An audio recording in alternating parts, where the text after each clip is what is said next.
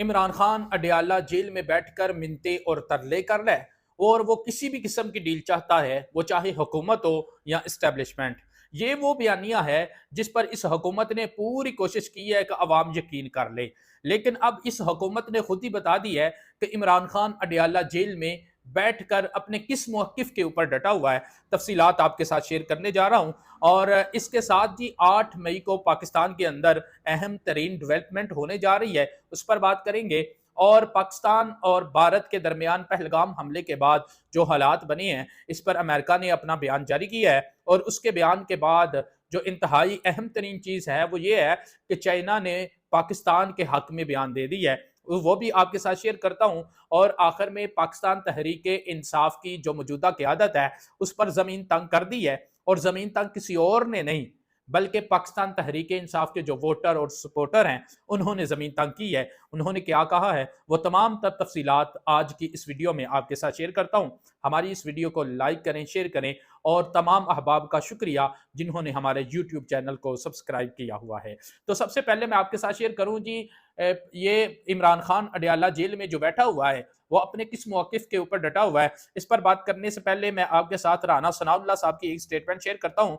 जी, राना सनाउल्लाह साहब जो हैं, उन्होंने एक स्टेटमेंट दी है। वो कहते हैं जी, इमरान खान ना रिहा होने को तैयार है, ना बैठने को तैयार है। आप बताएं हम इनका क्या करें। राना साहब का ये कहना है। और इस पर जो सीनियर सहाफ़ी अतर काज़मी साहब है, वो भी मैदान में आए और उन्होंने कहा जी, राना साहब ने वाज़ेह तौर पर कहा है कि इमरान खान रिहा होना चाहे तो हो सकता है, साथ बैठना चाहे तो बैठ सकता है। ये ऐसा कैदी है जिसकी रिहाई भी उसकी मर्जी से होनी है, लेकिन वो रिहा होने को तैयार नहीं है। इमरान खान वो रास्ता लेने को तैयार हो जाए तो उन्हें रिहा कर दिया जाएगा।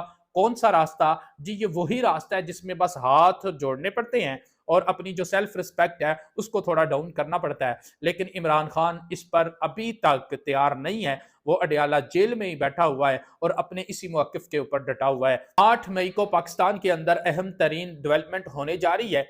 और अहम तरीन डेवलपमेंट वो ये है जी, जिस तरह 9 मई में पाकिस्तान तहरीक इंसाफ के एहतजाज के बाद जिस तरह मुकदमे बने और जिस तरह पाकिस्तान तहरीक इंसाफ के ऊपर ज़मीन को तंग कर दिया गया था, अब 9 मई आने वाली है। लेकिन उससे पहले 8 मई को पाकिस्तान तहरीक इंसाफ के साबिक चेयरमैन इमरान खान और बुशरा बीबी की जो सज़ा मुअत्तली का जो केस है, वो समाअत के लिए इस्लामाबाद हाई कोर्ट में मुकर्रर कर दिया गया है। और इसके साथ जी, 9 मई के जो 8 केसेस हैं इमरान खान के, वो भी लाहौर हाई कोर्ट में समाअत के लिए मुकर्रर किए गए हैं। और सबसे अहम ये है कि 8 मई को ही सुप्रीम कोर्ट में जो मखसूस नशिस्तों वाला केस है, वो भी समाअत के लिए मुकर्रर कर दिया गया है। अब देखते हैं कि 8 मई को तहरीक इंसाफ के लिए क्या होता है। इन केसेस में तहरीक इंसाफ के ये हक में होते हैं या इसके मुखालिफ होते हैं। ये बहुत बड़ी डेवलपमेंट है जो समाअत के लिए ये मुकर्रर किया गया है।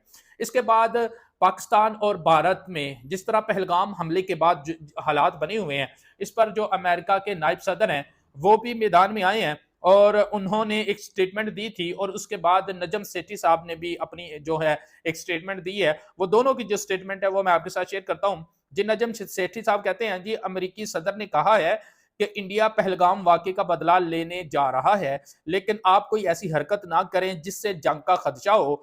दूसरा, उन्होंने कहा है आप पहलगाम वाक़े में पूरी तरह नहीं तो किसी हद तक मुलव्वस हैं। ये पाकिस्तान को कहा है अमेरिका ने कि आप पहलगाम वाक़े में पूरी तरह नहीं तो किसी हद तक मुलव्वस हैं, इसलिए इंडिया के साथ ताउन करें। पाकिस्तान को इस पर एहतजाज करना चाहिए। ये नजम सेठी साहब ने कहा जी, पाकिस्तान को इस पर एहतजाज करना चाहिए।